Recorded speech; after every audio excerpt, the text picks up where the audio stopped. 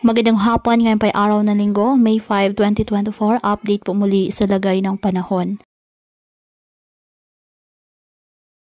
Ayon sa Pag-asa, sa kasalukuyan patuloy pa rin na nakakaapekto sa ating bansa ang easterlies, umainit na hangin na nagmumula sa dagat Pasipiko.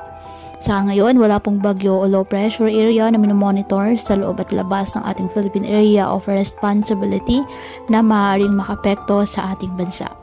Samantala, para sa long range forecast, base po sa GFS model, isang potensyal na bagyo ang maaaring mabuo between May 12 to 15, 2024. At kapag nagkataon, papangalan itong Agaton ng Pag-asa. Tandaan, ang nasabing forecast ay posible pa rin po na magbago, kaya patuloy lamang tayo na mag-antabay ng iba pa nating weather updates at sa updates po na ipapalabas ng Pag-asa. Ngayong araw, ang Metro Manila at nalalabing bahagi ng ating bansa, asahan po ang mainit at malinsangang panahon.